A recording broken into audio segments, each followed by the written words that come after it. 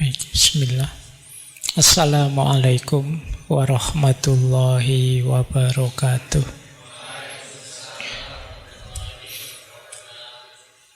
Bismillahirrahmanirrahim.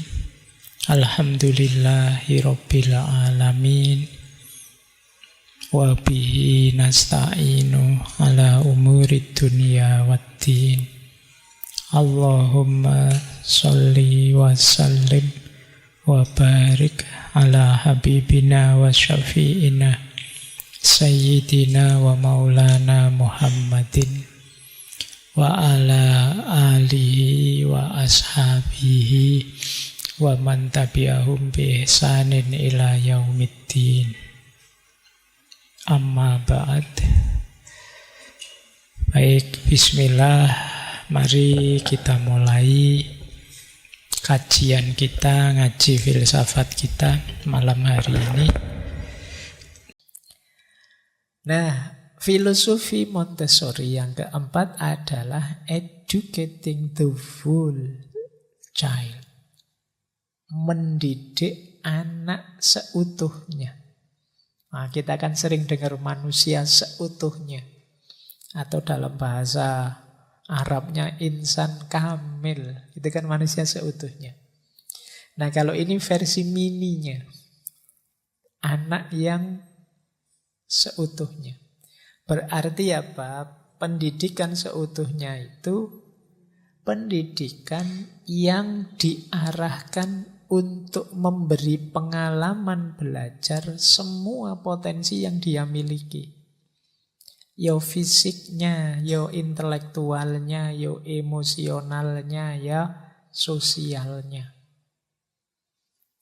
Jangan hanya akalnya, emosinya juga kita didik, kita latih. Sosialnya juga. Termasuk harusnya juga spiritualnya.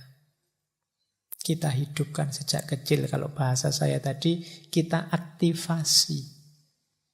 Ya tentu saja di usia sedini itu, seawal itu ya jangan dibayangkan terus, wah berarti adikku nanti pinter jadi orang, bijaksana jadi orang, ya enggak sampai titik itu.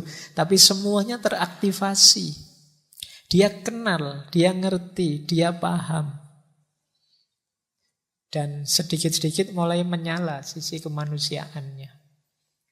Jadi ini namanya educating the whole child.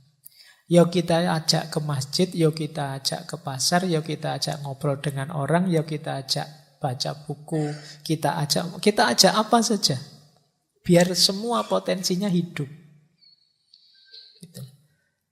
Diajak ke masjid bagus, tapi diajak ke masjid terus ya. Mungkin kepekaan sosialnya berbeda dengan yang sering kita ajak berbaur dengan orang lain. Atau diajak ke pasar terus, jalan-jalan di mall terus, ya nanti beda dengan yang ya ke mall, ya ke masjid, ya ke pasar, ya ke... Biarkan semua potensinya hidup dulu. Jangan sampai seperti tadi ada yang terkubur. Jangan sampai ada yang kayak kalian hari ini tuh kan banyak. Saya kemarin ada mahasiswa itu, karena nilainya jatuh semester ini, dia bilang, sebenarnya saya itu pinter loh Pak. Kok sebenarnya pinter ya, berarti sekarang kamu sedang tidak benar itu. Kok bisa nilaimu jatuh itu loh. Nanti yang males bilang, sebenarnya saya itu rajin loh Pak. Itu kalau di filsafat itu kan, mungkin dari sisi esensialisme kamu benar, ada esensi yang hakiki. Tapi kalau pakai eksistensialisme ya enggak mungkin. Ya kalau eksistensimu males, ya aslinya dirimu males memang. Tidak ada sebenarnya. Hakikatnya saya itu rajin. Pak, tidak ada hakikat. Tiap hari bolos. Nah, kita sering begitu. Nah, jangan-jangan karena tidak diaktifasi sejak awal, akhirnya terkubur. Nah, yuk kita didik ya anak-anak kita, adik-adik kita, biar jadi manusia seutuhnya. Mungkin teman-teman mencermati klaster-klaster pemikiran filsafat, peradaban-peradaban yang agak berbeda-beda. Ada peradaban yang terlalu rasional, saintifik. Ada peradaban yang terlalu intuitif, spiritual. Ada peradaban yang kelihatan tidak utuh. Seolah-olah manusia itu isinya spiritual saja, atau seolah-olah manusia itu isinya akal rasional saja. Yang masing-masing kemudian kan saling merindukan.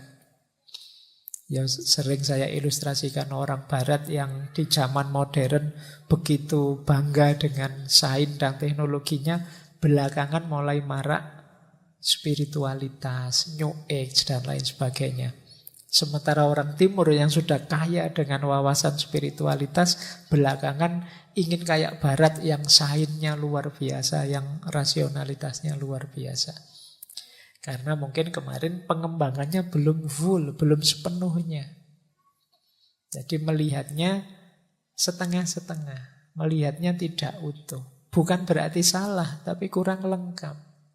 Wong manusia itu potensi yang lengkap, potensi yang isinya macam-macam. Baik, jadi filosofi yang keempat, pendidikan itu harus seutuhnya.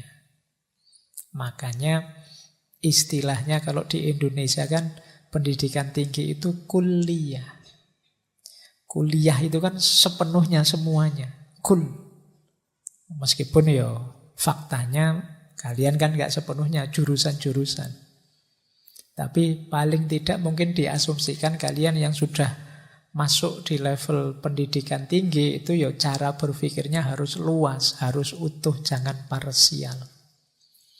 Kalau mikirnya parsial berarti kamu belum sepenuhnya, belum utuh caramu membaca realitas. Nah ini tugasnya mahasiswa harusnya ya. Cara bernalarnya lebih universal, lebih kuliah, tidak parsial. Kalau parsial itu namanya juz'iyah. Iya. Jadi kalau kalian mahasiswa kok mikirnya sempit parsial, itu berarti kamu tidak kuliah, itu kamu juz'iyah.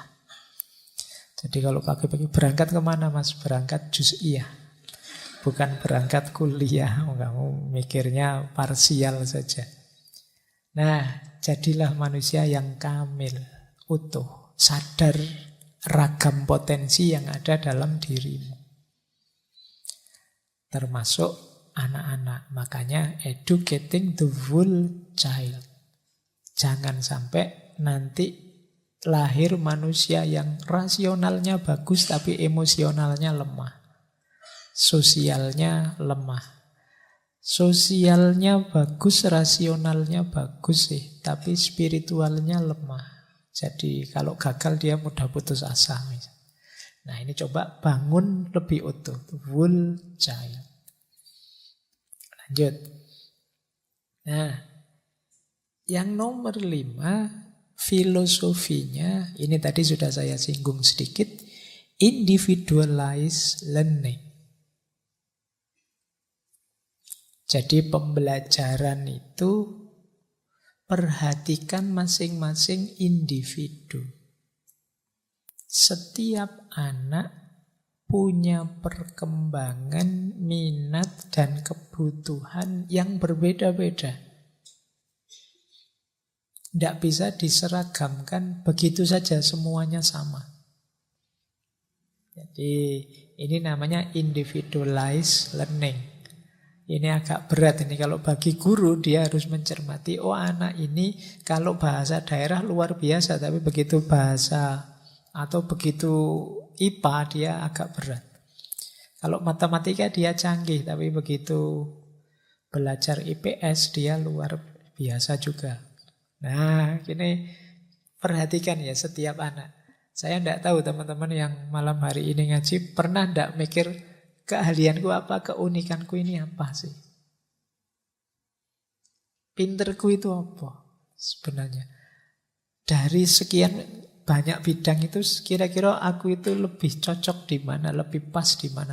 Aku bisa unggul di mana? Di bidang apa? Ada ndak yang malam hari ini masih merasa salah ngambil jurusan? Iya Pak, saya itu ya jurusannya pendidikan Pak, tapi saya rasanya kok ndak nyaman sama sekali kalau ngajar itu Pak, rasanya kok ndak bidang saya.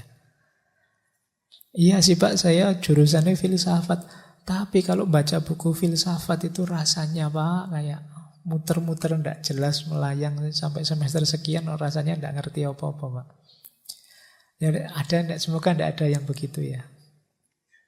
Karena ya kalau di usia kalian kan harusnya sudah mulai ngerti karakter intelektualmu itu apa. Keunikanmu apa yang harus kamu blow up, yang harus kamu optimalkan. Nah, setelah ini boleh ya tanya dirinya masing-masing ya. Saya itu apa sih? Kekhasanku, keunikanku. Yang ini bisa jadi modal besarku di masa depan. Ya mungkin agak telat selama ini kalian tidak ketemu guru atau pembimbing yang bisa menunjukkan di mana istimewamu. Kamu boleh sekarang, tidak apa-apa, telat-telat sidik tapi kan ketemu. Akhirnya keistimewaanmu apa? Nah ini kalau pelajaran ya namanya individualized learning. Pembelajaran yang sesuai kondisi masing-masing individu. Jangan sampai kalian ada di air padahal keistimewaan kalian adalah terbang. Jangan sampai kalian ada di darat padahal kalian itu keunikanmu adalah ikan. Kalau keunikanmu ikan, ya medanmu air. Kalau keunikanmu terbang, burung, ya kamu medanmu udara. Biar kamu bisa milih medan yang tepat. Kalau kata filosof Perancis dulu, Pierre Bourdieu, kesuksesan di dunia sosial itu kan kuncinya 3. Yang pertama habit, yang kedua modal, yang ketiga arena. Habit itu karakter watakmu. Kamu harus tahu dulu seperti apa dirimu, karakter watakmu.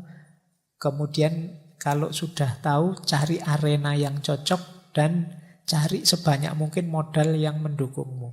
Maka kamu bisa sukses. Nah, ini individualized learning. Pak, saya itu bidang yang saya cocok itu dagang, Pak. Nah, ini berarti habitmu habit dagang. Arenanya berarti ya kamu masuklah ke arena bisnis misalnya. Cari modal yang banyak, mungkin modal uang, mungkin modal relasi, mungkin modal macam-macam. Budaya mungkin, atau modal sosial apa, atau modal simbolik apa, untuk kamu bisa sukses. Nah kalau modalmu ada, habitmu cocok, dan lapangannya sesuai, ya kalian akan sukses.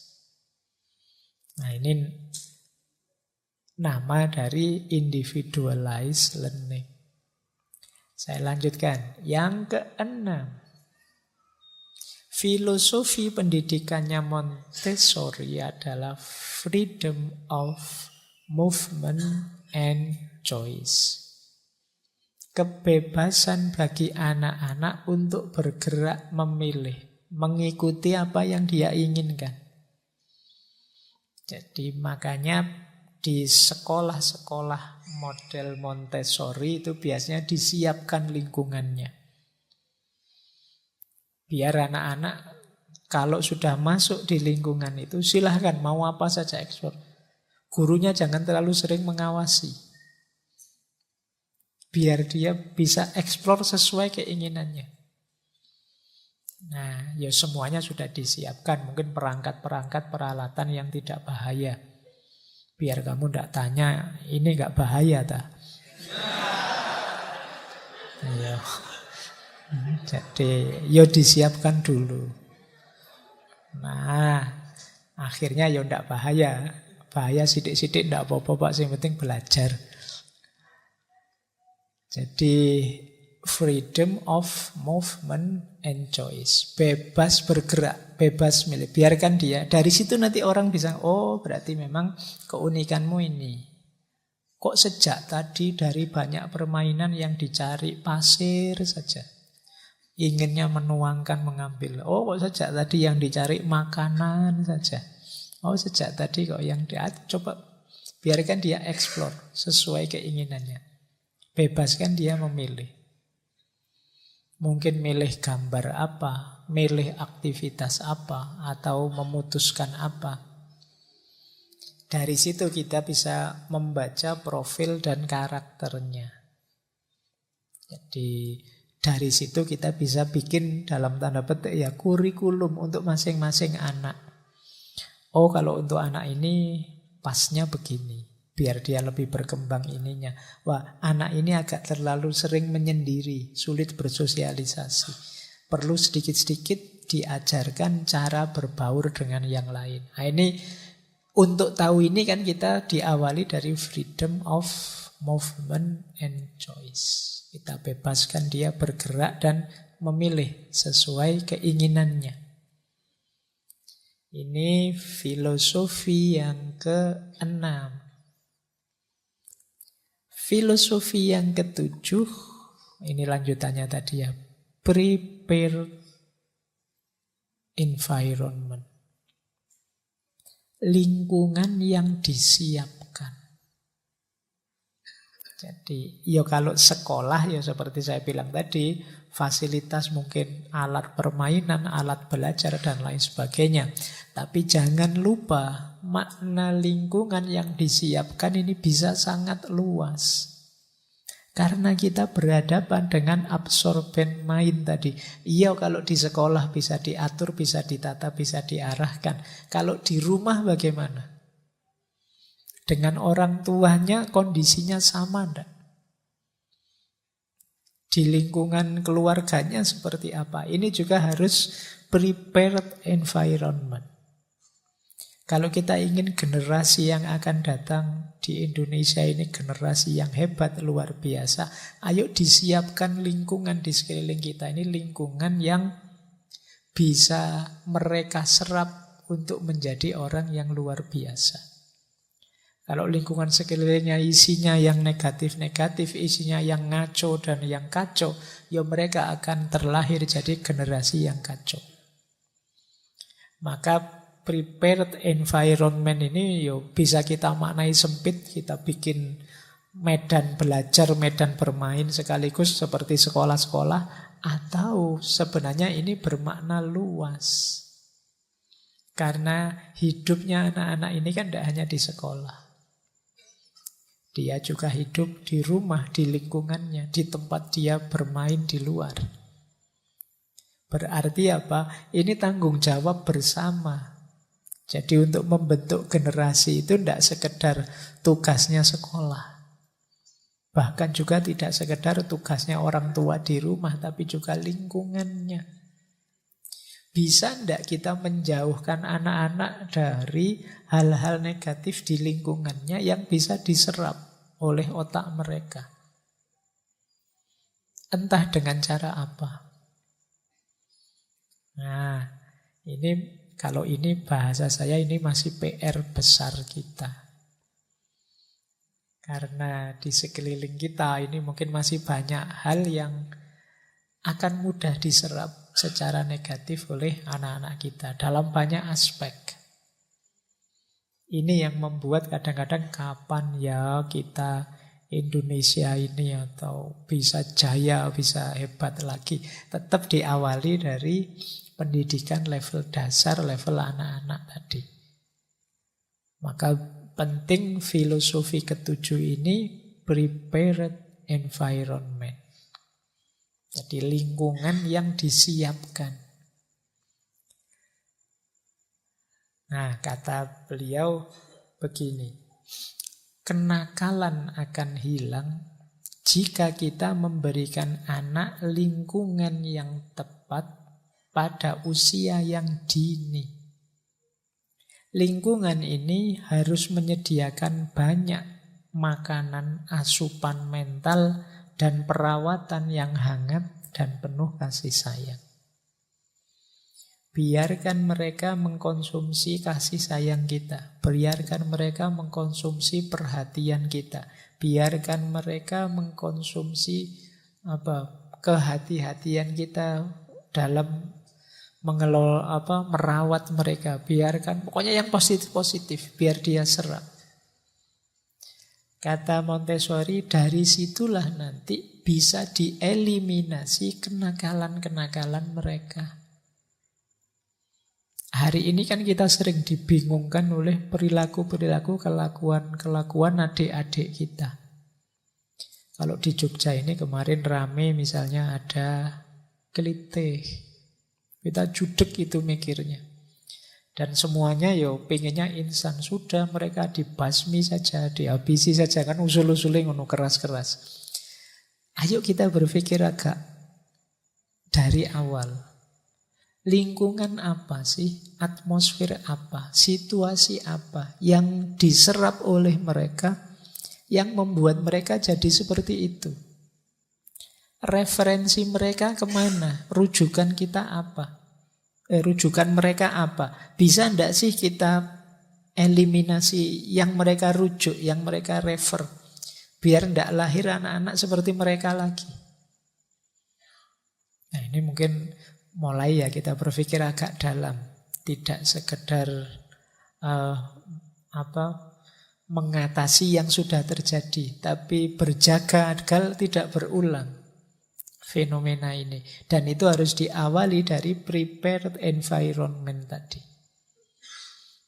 Mempersiapkan lingkungan. Jangan-jangan mungkin adik-adik kita, anak-anak kita menyerap misalnya dari HP game-game online, film-film yang keras dan lain sebagainya. Saya pernah lihat TikTok apa-apa itu yang ada anak SMP atau SMA itu ada orang tua di jalan pakai mukena, tiba-tiba dia turun motor ditendang. Tidak ada angin, tidak ada hujan. Bayanganku kira-kira akarnya apa ya? Kok terus lihat anak-anak main Mobile Legend. Kalau di Mobile Legend itu kan memang kerjaannya begitu, jalan-jalan ada musuh dibunuh, ada musuh diantemi. Kalau bisa menjatuhkan 2 orang, double kill, triple kill. Jangan-jangan pakai logika itu mereka. Jadi hebat itu kalau tidak hanya bisa membunuh, tapi bisa double kill, triple kill bisa.